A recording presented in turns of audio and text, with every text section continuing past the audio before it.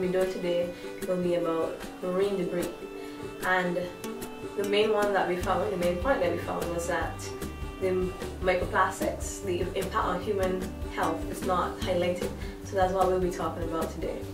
Okay, doing my first intervention, I'm a little nervous, but I hope that I get the point across. And I'm not only representing myself, but the Global Youth Biodiversity Network and of course the Caribbean. Thank you, Mr. Chair. I am speaking on behalf of the Global Youth Biodiversity Network, and we would like to provide our views on Agenda Item 4.3. According to UNESCO, 60% of the world's major marine ecosystems that underpin livelihoods have been degraded or are being used unsustainably. GYBN is extremely concerned with the rapidly increasing amount of marine debris that threatens marine biodiversity and its habitats. The world's consumption and production patterns are unsustainable and go far beyond the capacity of ecosystems to regenerate.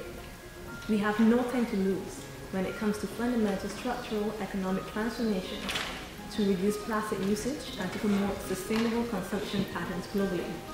Therefore, we welcome the report of the expert workshop to prepare practical guidance on preventing and mitigating the adverse impacts of marine debris.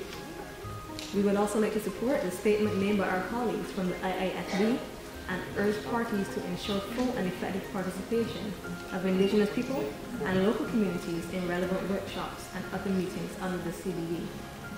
We also welcome the promotion of research on potential trophic transfer of marine microdebris in food webs.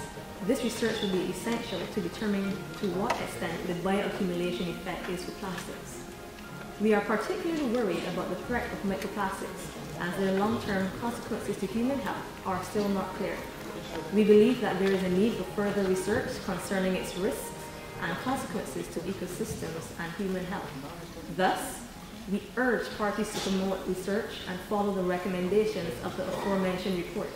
We also urge parties to foster synergies with the health sector in order to further understand its consequences to human health and combine efforts to effectively address it. Finally, we call upon parties to uphold the polluter pays principle.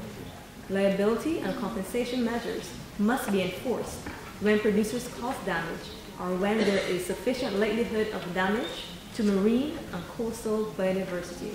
Thank you, Mr. Chair. Hi, I'm Jamila Seeley from Barbados, and I did the intervention on marine debris yesterday, which is item 4.3 on the agenda. Well, I'll say at first it was a bit nerve-wracking going through the intervention, reading it through well, practicing, but at the last minute we had to make a change because an organization mentioned youth, so we wanted to support their view as well within our intervention. And then all of a sudden they called our mic and the mic turned red, and then we were like, oh no, it's coming up. And then when I actually read it, my palms were sweating. I felt a little nervous, but I tried to do it in as clear a voice as possible. And I think in the end it came out really well. So after doing my very first intervention, I feel really great and I'm ready to do another one.